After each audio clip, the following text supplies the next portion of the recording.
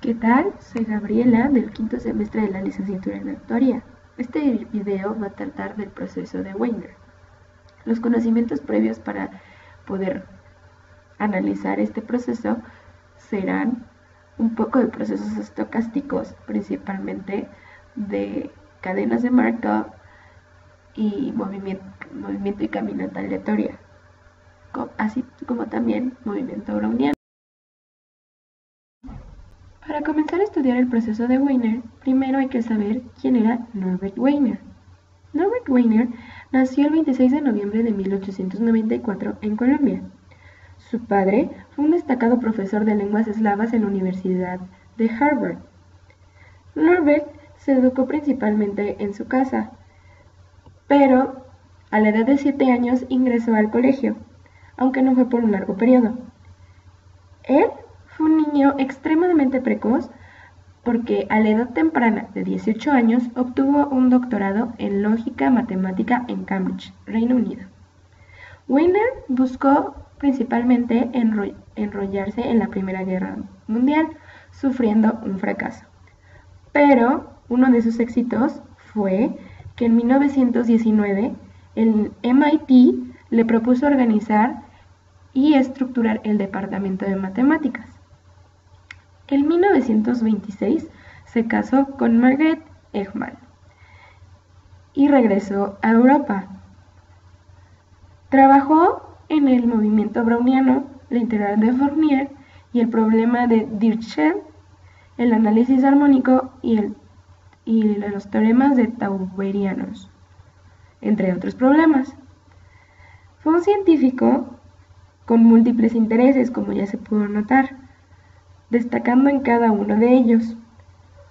Principalmente uno de sus aportes fue en la participación de la cibernética.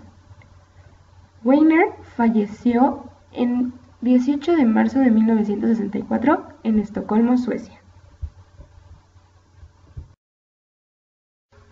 Una vez que ya sabemos quién es Wiener, procedemos a saber qué es un movimiento browniano. Primero que nada, un movimiento browniano es el movimiento aleatorio que se observa en algunas partículas microscópicas que se hallan en algún fluido. El movimiento estocástico de estas partículas se debe a que la superficie es bombardeada incesantemente por moléculas de fluidos sometidos a una agitación térmica.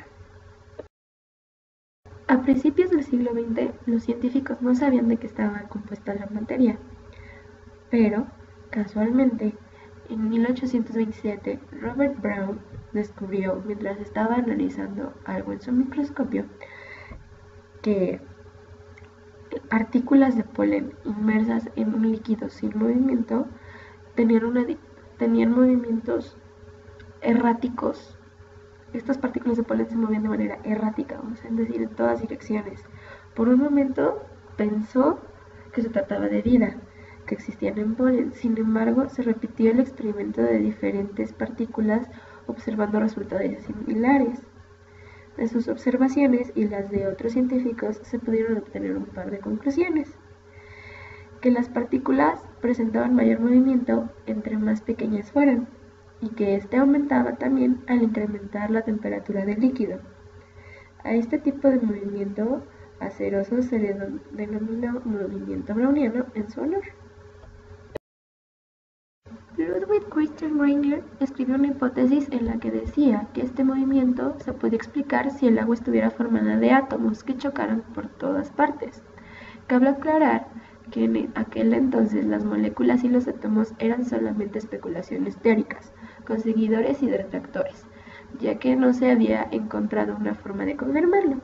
Así pues, en 1905 entra en escena Albert Einstein, quien se interesó en el movimiento y se interesó en esto, también en el movimiento aleatorio de las partículas suspendidas en agua, y se preguntó si el movimiento de una partícula lo suficientemente grande para ser observada bajo un microscopio, al interactuar con el agua, podría ser una prueba de la existencia de los átomos.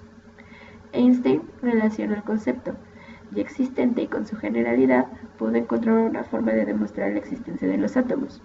Resulta un tanto complicado detallar todas las características de su razonamiento, pero podemos resumir en conclusiones de la siguiente manera.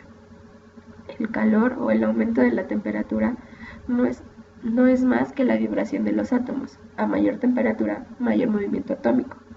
Los átomos golpean a las partículas para todos lados y la suma de todas las fuerzas mueven las partículas en una dirección o en otra.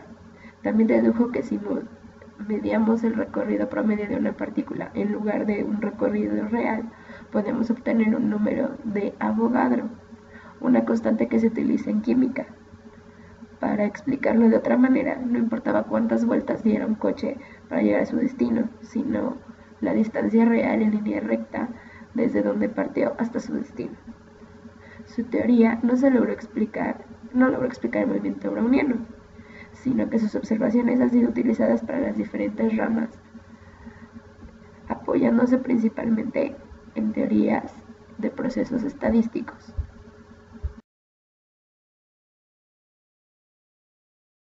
Por lo cual se puede deducir que un movimiento browniano es un movimiento estocástico de estas partículas. Se debe a que su superficie es bombardeada incesantemente de partículas miniaturas, es decir, átomos del fluido sometido a una agitación térmica, como bien lo explicó anteriormente Albert Einstein. Uno de los ejemplos que nos podría ayudar a quedar más claro el movimiento browniano sería el pensar el de un borracho que saliendo de la cantina desea llegar hasta su casa, mismo que puede tomar 4 caminos distintos. Regresar por el camino en el que empezó, tomar en la esquina, vuelta a la derecha, vuelta a la izquierda o seguir enfrente. Sea como sea que decida el borracho, va a tener ciertos movimientos y no va a ser totalmente rectilíneo. Con esto podemos decir que va a tener un movimiento trascendental, es decir, con rectas dispersas, pero que este mismo llegará de un punto a otro. El proceso de Wiener es un proceso estocástico de tiempo continuo, que se caracteriza por tener 3 propiedades importantes. La número 1 es el proceso de Markov, lo que significa que la distribución de probabilidad de todos los valores futuros del proceso depende únicamente de su valor actual, no siendo afectada por los valores pasados, ni por ninguna otra información actual. Por lo tanto, el valor actual del proceso es la única información necesaria para realizar la mejor estimación de su valor futuro. El proceso de Wiener es un tipo de proceso de Markov con una media nula y una varianza anual igual a una unidad. Entonces, phi de 0 a 1. Número 2. Tiene incrementos independientes, lo que significa que la distribución de probabilidad de los cambios en el proceso en cualquier intervalo temporal es independiente del de cualquier otro intervalo. Así pues, si la variable aleatoria z sigue un proceso de Wiener, sus variaciones delta z para cualesquiera 2 pequeños intervalos de tiempo delta t son independientes. Número 3.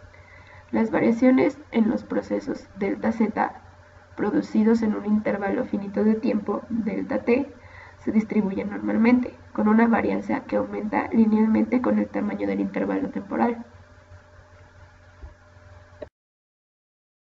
Vamos a ver propiedades del proceso de Wiener más formalmente. Si z de t sigue un proceso de Wiener, entonces cualquier variación de z, es decir, delta z, correspondiente a un intervalo temporal delta t, satisfará las condiciones siguientes. Número 1. La relación entre delta z y delta t viene dada por delta z es igual a epsilon sub t raíz de delta z, donde epsilon sub t es una variable aleatoria normal con media 0 y varianza y desviación estándar 1. Número 2. La variable aleatoria epsilon sub t no está autocorrelacionada. Esto es que la esperanza de epsilon sub t y epsilon sub s es igual a 0 para t diferente de s, de tal manera que los valores de delta z para 2 diferentes intervalos de tiempo son independientes entre sí. Ahora vamos a ver qué implican estas dos condiciones con relación a los posibles cambios esperados en el valor de z a lo largo de un intervalo finito de tiempo t. Subdividiremos el intervalo t en n unidades temporales cuya longitud es delta t y, por tanto, n es igual a t sobre delta t. Entonces, la variación en el valor de z a lo largo de este intervalo viene dada por la siguiente función. Como epsilon y son independientes entre sí, podemos aplicar el teorema del límite central a la suma y decir que las variaciones de z dado s más t menos z dado s está distribuida normalmente con media nula y varianza igual a t.